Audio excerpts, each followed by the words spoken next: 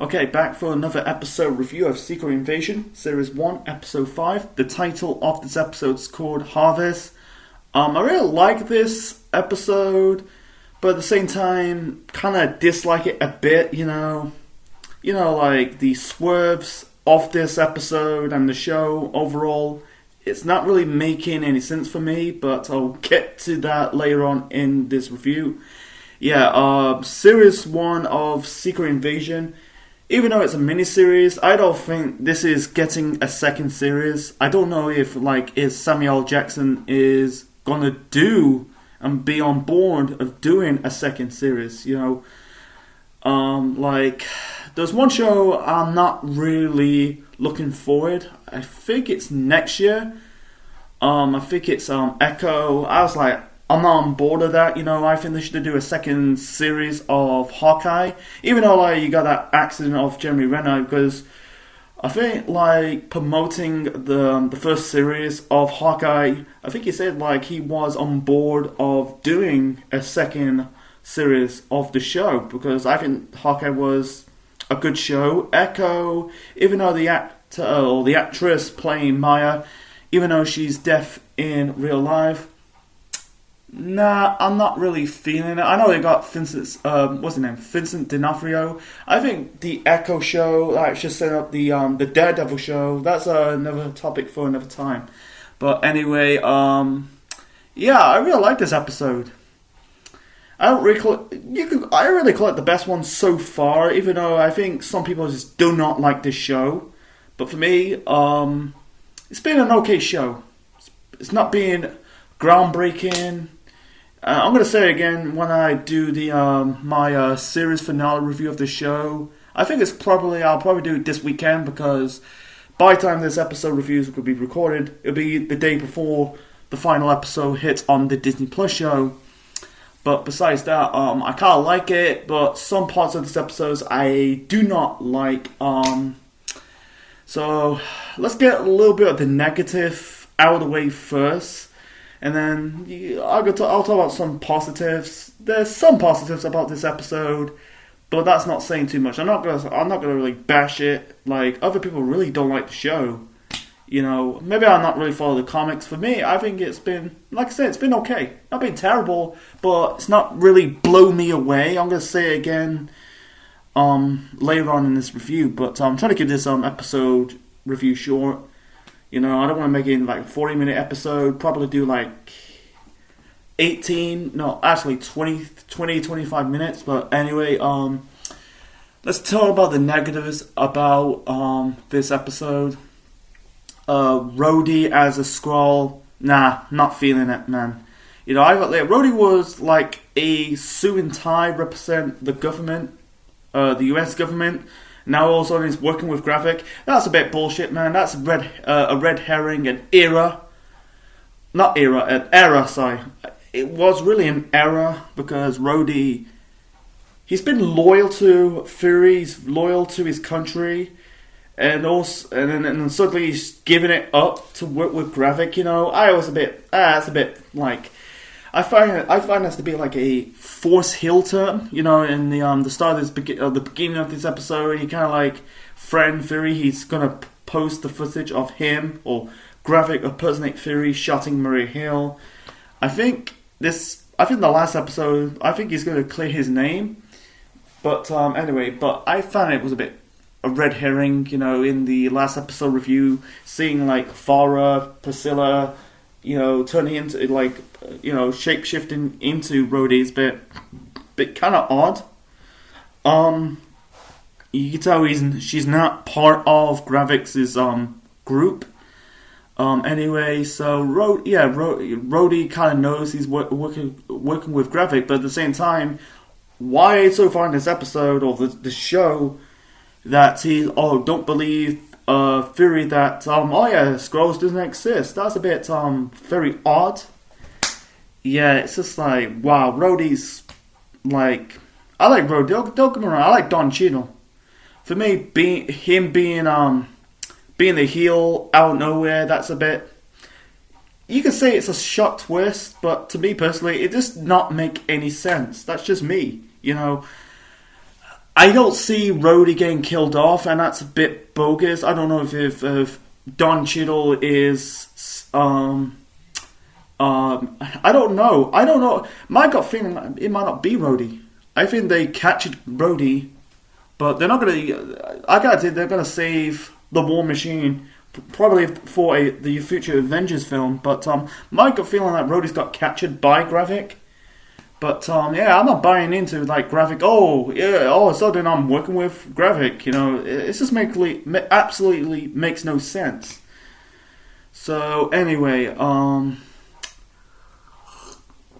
also in the start of this episode, you know, first off, you can tell like Gravik turned on his people in the hideout in somewhere in Russia.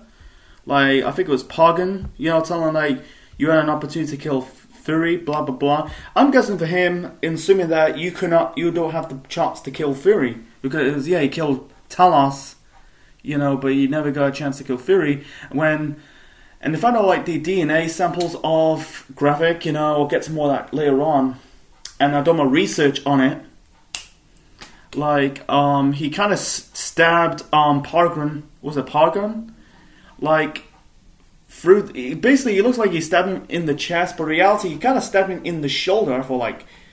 I'm guessing like he's speaking his mind, and then most of the people like turn on him. I think I'm guessing that you know he's out of order, but at the same time for Gravik, I think he knows that I got more people. I don't need you anymore. You know, I think Gravik is smart. You know, I can see him getting killed off, but yeah, it's typical superhero stuff. Like every time like a villain is starting to like be more established, more fleshed out, they end up like killing that villain. You know, I wish they just like sometimes save a villain for a future project. You know. Like, look at Renoa Renslayer? She's not got killed off, you know. I think she might be in the second series of Loki. Or I'll talk about Loki. I'm going to do like a reaction of the Loki trailer. That will be somewhere in September time because I think Loki's in October. I don't know, depending if they pushing it back. You know, like they push a lot of Disney Plus shows, or not Disney Plus shows, but the Marvel Disney Plus shows until next year or the year after that. You know, I will say again later on in this review. So, anyway, so, and also they killed Beto off. I think that's a very pointless character. You know, you thought that he's going to be part of Gravity. I think they established and developed Pargan's group, what's his name? Pargram, or you know, represent part of Gravik's group. You know, they didn't develop Beto's character. You know, I think that's very pointless. I feel like he's it's just an extra instead of one of the side characters of the show. No, we got, you know, seeing like Gravik slit his throat. You know, Marvel, wow, man, they got to do like next year when they're doing that Deadpool film, they've got to make it like bloody. You know. They need to push the envelope, you know. Like with Fox, I compare it. That's basically fucking ECW, you know. Like every time you watch a Deadpool movie or an X-Men movie, they have to go rated R.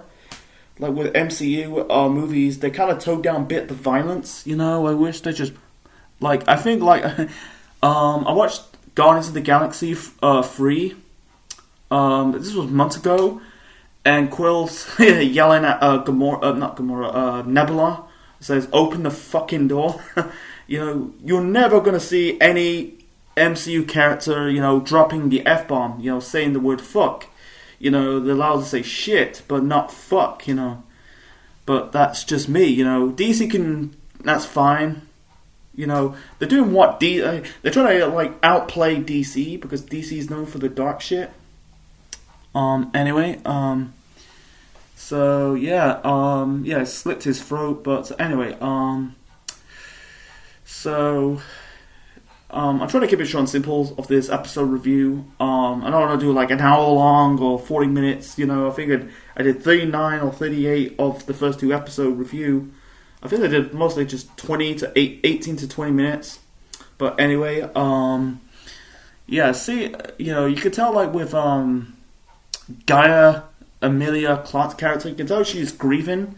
She was when she's set fire to her dad's body. You know, you can tell she's not really upset. Maybe I'm just a minority of Emilia Clarke. She has no facial expression. You know, like when she was cast as Sarah Connor in Terminator 5. I was like, fuck off. You know, no disrespect the woman. She just doesn't have a facial expression. You know, like I think she's only like getting the big roles because of her looks. That's it. You know, I'm not disking her. I'm just like she doesn't do nothing for me. You know, she has no facial expression. You know, that's the really problem about Emilia Clarke. You know, for me, like you had the one good word about this episode, one line for Fury towards Gaia. You can't let your grief paralyze, or you know, referring to you can't like I can tell she is still grieving about her mum's death and blaming on Talos. It's really fucking sad that they're never gonna get that father and daughter bond once again. I think that's shame. You know, I think Talos' death is the reason why maybe a lot of people stop watching the show. They're just like, fuck it, can't watch it. But for me, I'll still watch it. I'll still watch all the episodes. You know, see how this show going to be. Is it going to be a great show? Is it going to be like a bad show, or something in the middle? Sorry, I'm stumbling, but seeing her and Priscilla / Farah, you know, even though they're both Skrulls, she said to Fury, Guy said to Fury that, you know, with Talos' mix of DNA, she said like Cole Oberdan. And I done my research that Cole Oberdan, one, it's a mixture, I think it's a big, like, ogre character, and Florio Colossus. Florio Colossus is Groot's, like, species. That's the reason why he got the Groot, like, arm. You know, I'm guessing that machine, I think that machine kind of mixes DNA. I think, like, that was with Gaia. We don't know what Gaia's powers she's going to get. You know, I'm guessing they're going to set up a Gaia Gravik fight, see what power she got. You know, even though they're both Skrulls, but I can see hope about this series finale. You know, but so yeah, I don't mind the fight scene. I don't mind the fight scenes. Yo, like seeing like I think there's graphics. You can tell like mercenaries, but you can tell they represent Gravik trying to shoot Farah, or I'm gonna call her Farah, you know, and Gaia. But anyway, you know, I like Farah, Priscilla. I kind of like her character, you know.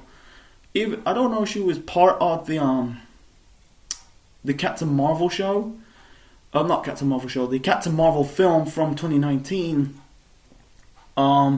She's kind of grown on me a bit, you know. I want to see her more. You know, she's not going to be in the Marvel movie that's likely next year. You can tell she's independent. You know, she doesn't really need Fury. She doesn't need everyone to take care. She can protect herself. You know, I don't see her getting killed off. You know. Anyway, so yeah. You could tell like Riston, that's the president who got injured by the ambush by Gravik, you know, like I don't know that he's gonna get killed off, you know. Farnsworth for me, that's Sonia Farnsworth, that's played by Olivia Colman. You know, I don't mind her character, man. I think, you know, I hate her character. She never like impressed me. She kind of like she's fine, you know. You got a moments between her and Fury. You know, when Fury went to there was one funny line like she's going to Finland. No, he's going to Finland, referring Nick Fury. That Fury's went to Finland, and this guy, I think he's I don't know who he is, in the private jet. You know, give to Fury. It's likely a techno face disguiser. You know. Because, you know, he's the most wanted man in the world for killing Maria Hill, even though it's not him, that's Gravik. He said, that guy says, you know, like, Fury says, my mama always say I'm special. Mama's always right. And then they give him the passport and the face, the invisible, the techno face disguiser. He's want Fury to say thank you, and he's just like, you're welcome. Anyway, so yeah, seeing Fury and Sonya Farnsworth, Farnsworth for me, I don't know. Even though she's not meant for action stunts, she's kind of like outwit her opponents. She's part of the MI9. She shot one of her colleagues in MI9. Even though you can tell her jobs is hunting down Skrulls.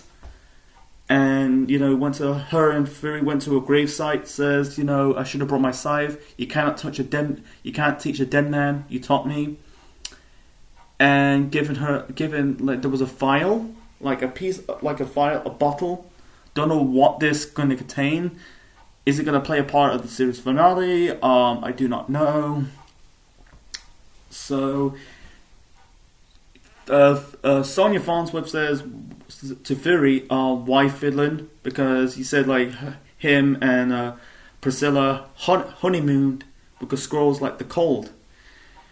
I'm glad they don't have Fury shown some emotional side. I think since he was there, since he was part of the MCU 15 years ago, the character shows no weakness. I don't want to see no weakness. I think that's I think that's going in the wrong direction. But seeing in the end, open up his I think it was one of the box in the funeral place. Got his eye patch back, set it up. This is leading up to a good finale, if it's right. I think it's I can see this salvage this show. Anyway, I think that's it. And also going back to the graphic fight scene from earlier. One of them hits and one trying to it went dark. Gravik slicking Beto's throat. One of them hits Gravik in the back with the sledgehammer, not on the same level as Triple H using the sledgehammer, and one is trying to suffocate Gravik with the I think it was with a paper bag. You can't really do that. They went dark. They went absolutely dark of this episode. You can tell when the other Skrulls are apparent ganging up on Gravik, you can tell he kind of powers himself out of that situation. Must be that Kroll Obsidian DNA, that Flora Colossus, that's the Groot's arms. I hope we get a good. I think it's showing this machine could change the DNA of someone. But anyway, I'm trying to keep it short and simple. And also in this episode, seeing Sonya Farnsworth shine like a Skrull, and you got this doctor talking about, I think it was some kind of DNA, something like that. I'm not gonna can't remember, but you could tell he's working with Gravik. You could tell she's not hinged, but kind of I'm not falling for your bullshit. He's just she plays it straight. Sonya Farnsworth's character, Olivia Colman's character. You can tell she plays it straight. I kind of like her character, not heavily, but she's all right. I want to see more of that character. Put her in future the one collab I really want to see. This is for me has to be Sonya Farnsworth and was it Contessa? That's was it Dry? Can't pronounce her. I can't remember her first name. I know it's Dreyfus. Julie Dreyfus or something. Julie Louise Dreyfus. That'd be good. Sonya Farnsworth, Contessa. The one collab we're never gonna see and never gonna get. It's a shame. Is the Collector and what's Jeff Goldblum's character? No, I'm not gonna. I can't remember. the what is it, the Overlord. He's the got the character from Ragnarok. Can't remember. And I'm gonna check it right now. That was a wasted opportunity. The Collector. That's he's in Star Wars. He was in Star Wars. I think it was in The Last Jedi. Let's see, Thor Ragnarok. Jeff Goldblum's character. It's been a long time since I reviewed that film. The Grandmaster, we never got that collab, Grandmaster Collector. That was a good, that could be a good collab, I want to see that in the future. Contessa and Farnsworth, that would be good. But, I can see Olivia Colman appearing in future MCU projects. She doesn't have to do the action sequence. She can use a gun. She's just typical, not a stereotypical Brit, a typical Brit government spy. But anyway, for that's it. Yeah, that's it, man. It's been a good episode. Not great. It didn't really blow me away. So far, this show, understand people don't like it, but for me, I think it's been an okay show. Not terrible, but not great. It's in the middle for me. I call it a mid-card. This has got to be in the bottom 3, but this has got to be a mid-card Disney Plus MCU show. After episode 6, we won't get another MCU show on Disney Plus until Loki in October. I will do that. I think after Secret Invasion, I'm going to review the third series of Titans. That 13 episodes. I'm trying to keep it starting in August, and the 13 episodes of Titans. I'm going to start in the August. That'll take me until October. That'll probably take me until late October, early November. When I reviewed the series finale of the second series of the show, but I find out that it upload on the 1st of January of this year. I was kind of give up a little bit. I'm getting burnt out. It's 13 episodes, man. It's Jesus Christ, man. I wish they just cut it down to 11 or 10. But anyway, so yeah, that's my review of my episode 5th review of Secret Invasion. Leave your thoughts. Yeah, I'm stumbling. I need a drink, man. My throat's a bit dry. So that's my episode 5 review of Secret Invasion. Leave your thoughts in the comments below. Smash that button, click the like, click the bell. Subscribe to the Central Man Network on YouTube. Be part of the Central Unit for more wrestling videos more. And my episode 6 review will be probably this weekend. So stay tuned in that. So thanks for watching, guys, and we'll see you next time.